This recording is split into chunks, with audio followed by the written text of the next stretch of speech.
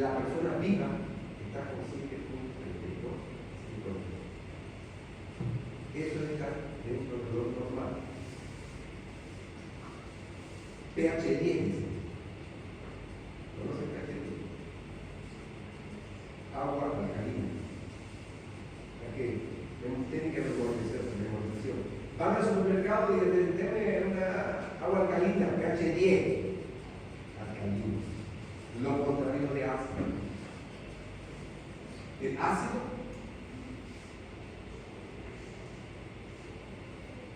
pulsa con pH bajo. Abajo de 7.3, 7.7, hay acidosis.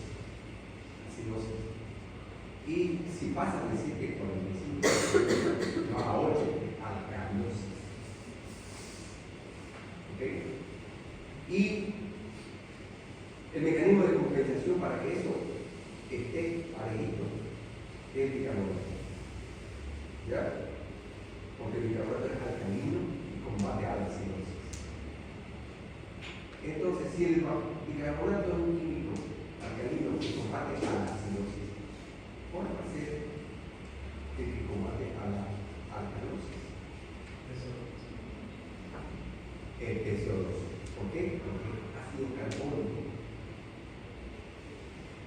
¿De acuerdo? Entonces, si él está hablando de PCO2, que es ácido carbónico del pulmón, entonces el bicarbonato, que es un químico que se orina, es riñón. ¿De acuerdo? Bien. Entonces tenemos dos órganos, pulmón y riñón. Y cada órgano tiene su ácido y su alcalino. ¿Cuál es el alcalino del pulmón? El oxígeno. Si el ácido del pulmón es el CO2, el alcalino del pulmón es el oxígeno. Vamos al riñón. Si el alcalino del riñón es el bicarbonato, ¿cuál es el ácido del riñón? ¿Ah? Los ácidos fuertes, el hidrógeno y todo, el hidrógeno, el nitrógeno, todos los ácidos fuertes. ¿De acuerdo? Bien, entonces esos dos órganos van a regular. ¿Y cómo? Aumentando la frecuencia cardíaca, disminuyendo el perdón. Aumentando la frecuencia respiratoria, aumenta el oxígeno, alcaliniza. Baja la frecuencia respiratoria, aumenta el CO2, acidifica. Orine. Retiene, bota bicarbonato, se acidifica. Retiene bicarbonato, se alcaliniza. ¿De acuerdo? Entonces, cuando retiene bicarbonato, bota urea, bota creatinina, bota nitrógeno. ¿Entiendes? Y es así como se construye. ¿Entendieron? ¿Está claro? Entonces, la gasometría arterial te va a dar una pauta de la circulación, de la oxigenación y el metabolismo del paciente de alcoholismo.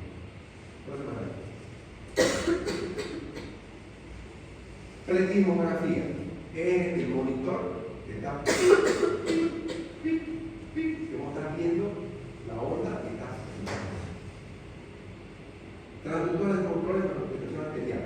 Hoy en día colocan el tensiómetro aquí, el tensiómetro lo controlan, lo ponen en la máquina y allá en la pantalla. Lo primero que vas a ver es el trazado. Onda P, U, S, onda P. ¿De acuerdo? Y vos vas a ver cómo se va a hacer. Abajito te dice segmento ST. Onda P, U, S, T. ST, si hay supra, se le falta. No está mirando la pantalla. Después de eso te dice cuánto te está curando, cuál es la frecuencia, cuál es la presión arterial sistólica y diastólica y cuántas veces por minuto está ventilando. ¿De acuerdo? Entonces, todos estos datos están en el monitor. ¿Ya? Presión venosa central es otra cosa. Eso es un catéter que ya hemos hablado, que lo metes por la subclavia y te vas a la aurícula derecha y lo pones en una columna de agua, en un soporte de suelo con una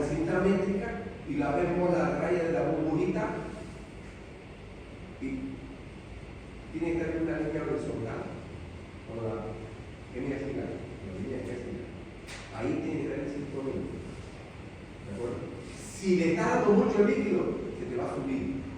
Y si te sube, ¿qué pasa? Se te pasa el pulmón. Y si se pasa el pulmón comienza a hacer. ¿Cómo se llama eso? Edema del pulmón. ¿De acuerdo?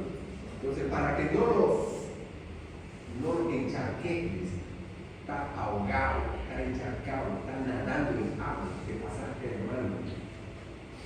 ¿Cuándo va a usar bomba la presión venosa central? Cuando el paciente tiene falla de bomba.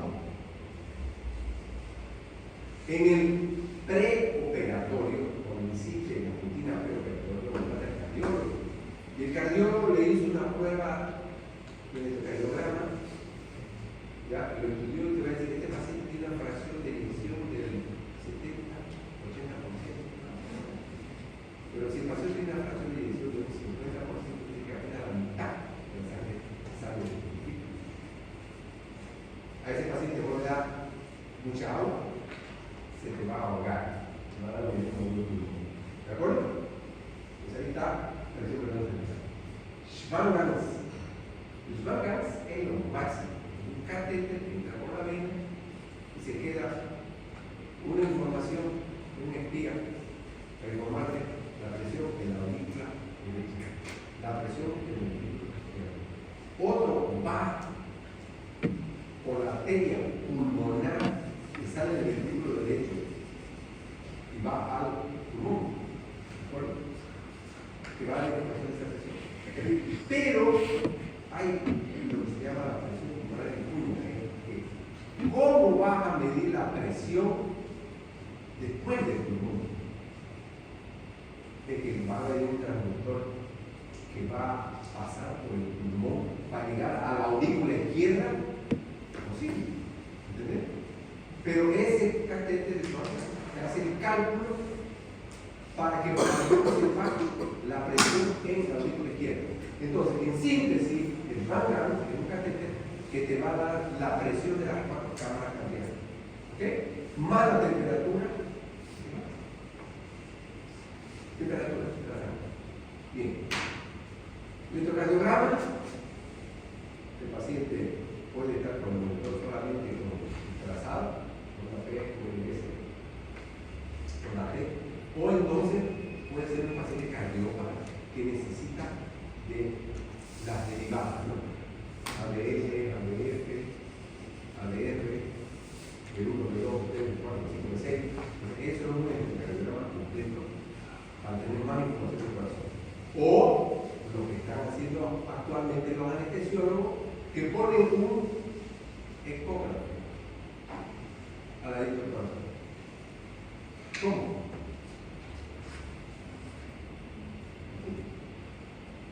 Lo está operando, intentando bajo otra.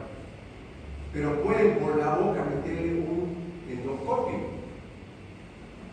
para mirar el estómago. Y ese endoscopio en la punta puede tener un ejemplo. Entonces entra por la boca, miran la laringe, entra en el esófago, y cuando llegan al bulbo aórtico, ahí se paran y lo dirigen y le cobran al corazón. La válvula. Y ahí es tu batalla. Belleza, ¿no? No ha llegado a oír todo. Ya, eso es así. Bien, pero para que ustedes sepan que quiere decir. Diuresis. Nunca hay aluria. Menos de 50 por el aluria. Menos de 30 es aluria. ¿Ya? Menos de 30 ya es aluria. No esperen que sea cero. Entonces, bueno, lo mismo, los controles neurológicos, los reflejos oculares, se va a dar la causa de la prioridad de la anestesia, y los pupilares de la oxidación cerebral. Pero podés también hacer un electroencefalograma en el transoperatorio, porque puede ser que vos tengas pacientes con focos epileptógenos en una cirugía neurológica. Entonces, hacemos un electroencefalograma. También es controlado por el en los renales crónicos, no está molinando, no le puede dar el volumen que te dé la gana, porque no lo va a eliminar. Si no lo va a eliminar, se se va a sumar al retorno venoso y va a ahogarlo el corazón, se ve más duro el pulmón. ¿De acuerdo? Entonces, pacientes con enfermedad crónico-cardiopatas que tienen fracción de eyección baja, que tienen una falla miocárdica, que tienen una. ¿Qué otro se llama? Falla de bomba. Se llama falla de bomba. Ya les hablé de los hospitaloides, de los electrosas, de los coloides, que tenían expansores. No les hablé. Los coloides ya dijimos que son las proteínas, ¿no? Que da electricidad a la sangre. Pero existen sintéticos, que son los expansores. Ahí viene el macel, ¿ya? Y todo lo que son los expansores plasmáticos. No es plasma, pero son sintéticos. Y cumplen la misma función inicialmente. Llega un momento que ya no funciona. Egresos, apagados de respiración, vómitos de las respiraciones, bolsas conectoras pesadas de componentes. Ya hablamos, no es una. Listo. El anestesista tiene que llenar el protocolo operatorio en su hoja especial. Hay una hoja especial para el cirujano y una hoja especial para el anestesiólogo. El anestesiólogo dice en qué momento le puso la droga, qué droga le puso. Tiene que detallar. No es lo mismo analgésico, para que no duela, que anestésico, para que no sienta. Narcótico, para que no despierte. Relajante muscular, para que no respire. Lo relaja y se relaja. ¿De acuerdo? Y bloqueadores del sistema nervioso simpático para hacer. Entonces, hemos hablado de 5 tipos de drogas que vamos a estudiar en la clase de anestesia. Pero son 5 tipos de drogas que se usan, que usa el anestesista, y él tiene que usar poquito de cada cosa para que los efectos colaterales no hagan. Y para que sumado haya una sinergia y el paciente tenga una buena anestesia. Porque no siente dolor, se relaja, penetra para simultáneo, no sangra demasiado. Pero si la anestesia es malo, porque hay pero tú no es como una vida desgraciada de todo. Hay tipos que ahora la amiga dice, más duro que no, porque los pacientes no van peleando, porque no le dio nada, o porque no le puso un anestésico suficiente que está durmiendo, lo está sintiendo o está durmiendo. O entonces no bloqueó el simpático para entrar con exagerada producción de saliva, hablando, comienza a producirse, se ahoga, en fin. Y todo eso tiene que decir qué puso, cuánto puso y a qué hora puso. Y la presión arterial cada 5 minutos, cuánto midió y un gráfico por hora, por minuto. Y todas las ocurrencias, los pacientes, el nombre de todos los miembros de su conjunto, cuánto le metió, cuánto perdió, qué droga le dio, qué hora, entonces gráficos, como lo acabo de decir, y obviamente que cuál era el diagnóstico, cuál era el plan quirúrgico, qué se encontró y qué se hizo. Por último, cuánto duró la operación y a qué hora terminó. Todo eso. Lo primero que quiero ver es saber la caja negra del avión. Si cayó el avión, abre la caja negra. Es el protocolo de esto. ¿Ok? Y es la primera responsabilidad de mirar al alumno. ¿Sí que no? Si un alumno termina de operar, podrido de la cirugía cansado.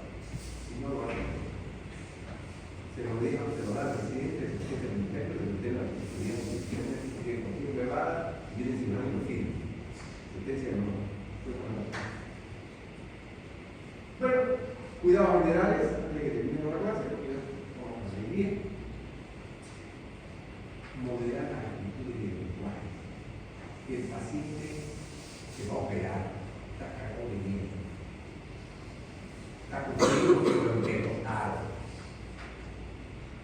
avergonzado porque se le ve su insignificancia.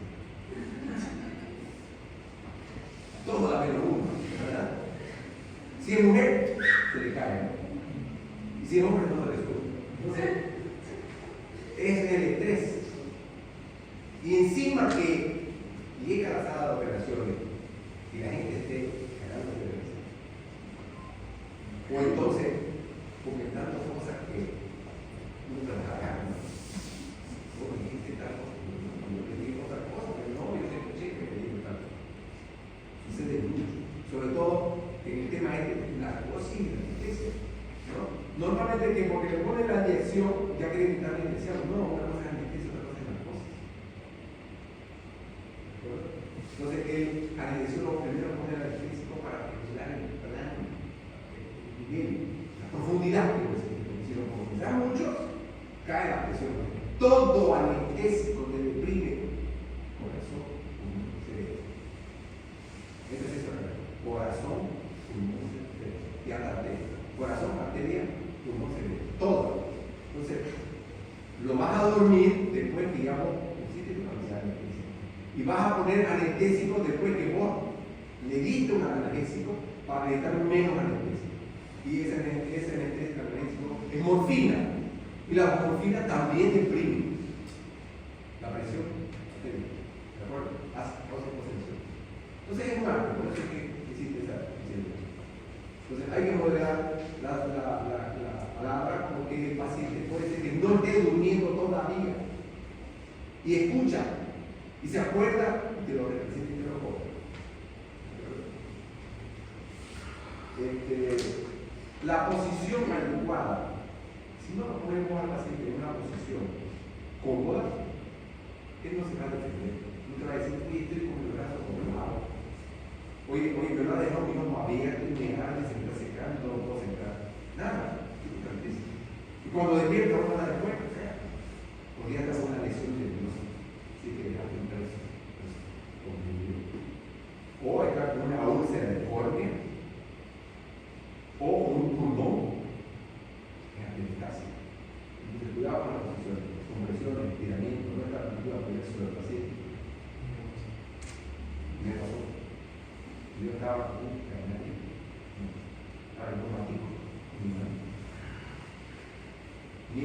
tenía yo un canario silbador, silbaba que no paraba,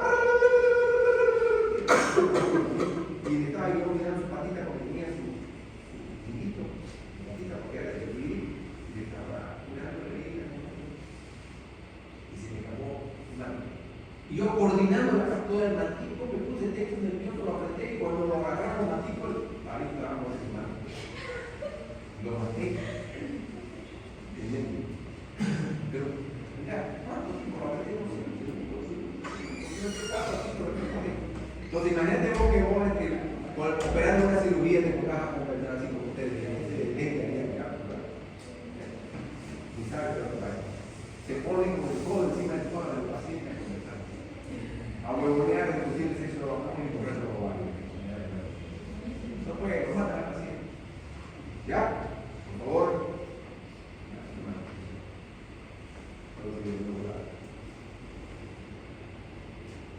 Temperatura corporal. Hipotermia. Hipertermia. El paciente, cuando dieta, aumenta el consumo de calorías. No sé por qué necesita el temblor. Vos estás con una temperatura corporal y si estás desnudo y hay un aire acondicionado con enfriado, si vos estás despierto, empezás a temblar y el temblor aumenta la temperatura basal y no sé cuánto por ciento. Pero si vos estás anestesiado, no lo sentís, te quedas quietito, es hipotermia. Bueno, ahí dice temperatura corporal de hipertermia. Cubrimos cobertores que sean controles térmicos. La hipertermia, la fiebre, puede ser mortal. Si el paciente se anestesia con fiebre, puede morirse por un tórax venoso. Así se llama, tórax venoso. Tórax, sí. La marca de anestesia no lo logra expandir, así que puede tórax. Sí,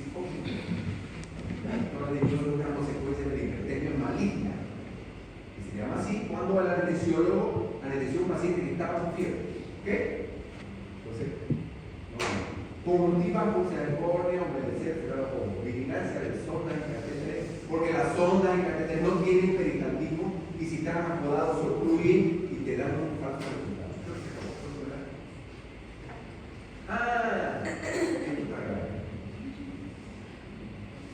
Bueno, vamos a ya hablamos.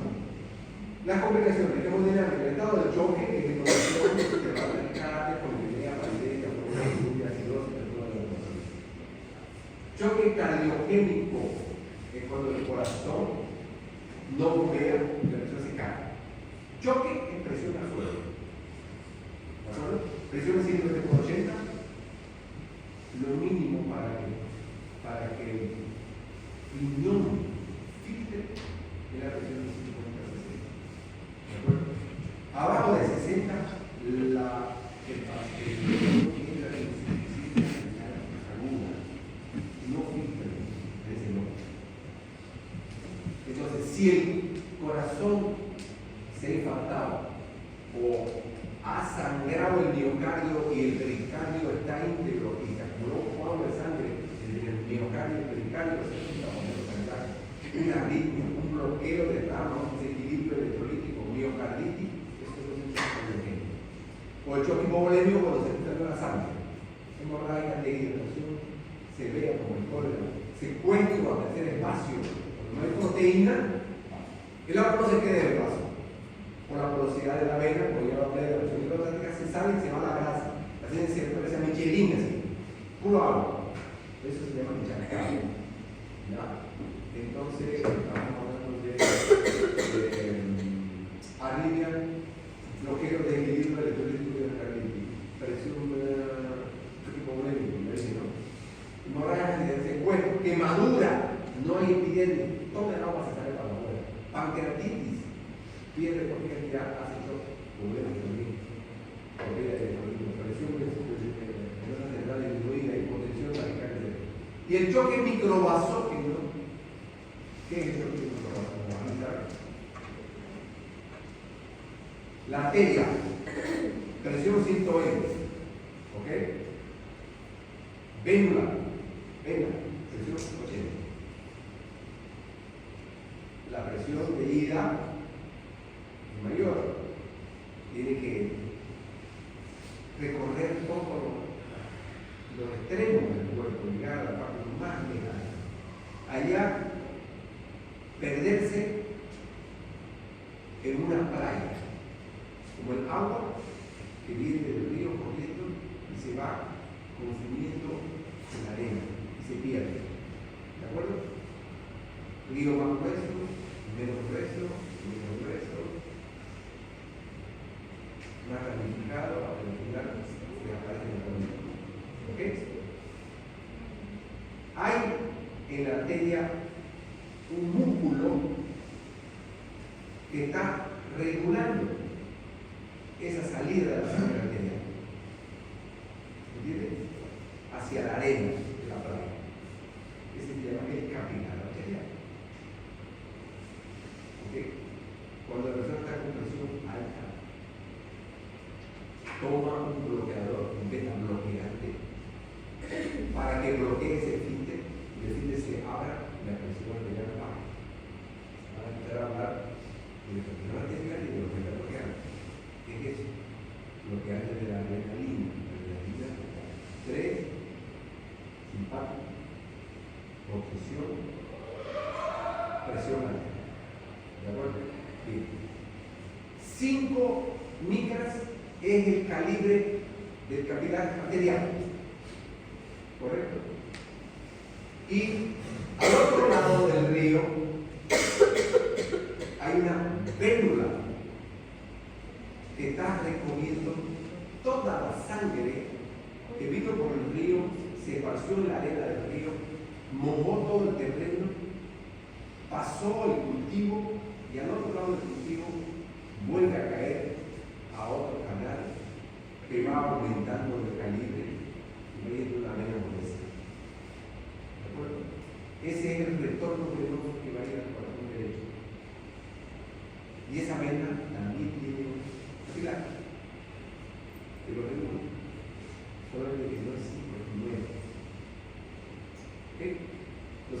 capilar arterial es 5 y está frenando para que no se salga.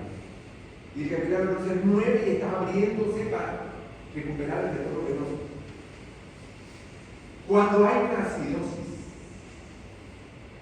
producida por una hipoxia, se paraliza. Este se abre y se cierra. O cuando hay un shock anafiláctico por reacción alérgica a la penicilina, ¿de acuerdo? Se paraliza y este se abre y se cierra.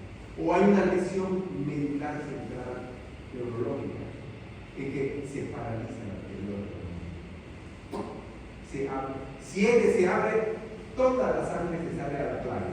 Y si la vena se cierra, toda la sangre de la playa se queda en la playa y no vuelve a la vena y no vuelve al corazón de Dios. ¿De acuerdo? Así se muere porque todo se derrama en el tercer espacio. Entonces, ese es el truco que va a hacer.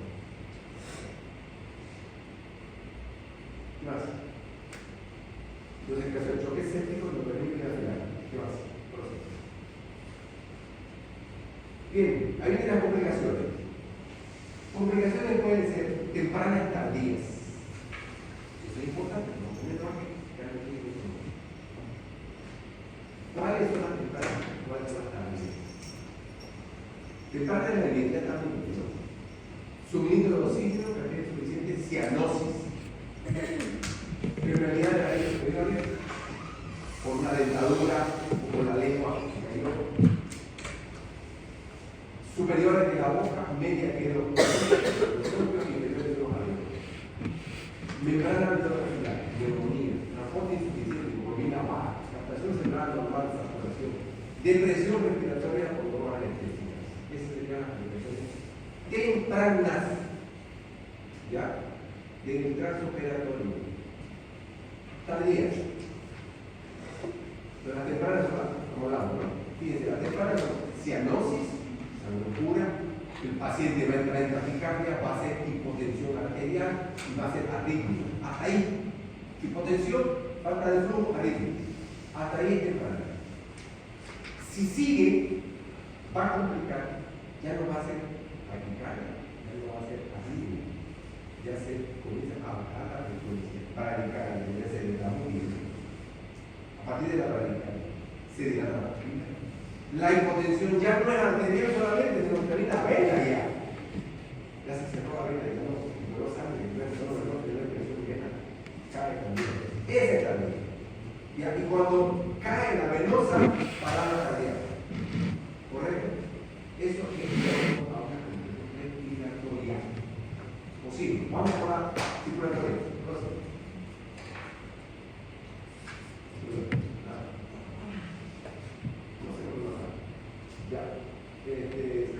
¿Dónde son las posiciones? Las posiciones están en el libro para operar tiroides, para operar abdomen con la cabeza baja, para operar el estómago con la cabeza para arriba, si es tórax, el riñón de un lado, si es los riñones o la apéndice, es el cortar el ojo, para la ginecología, la reducción del parto.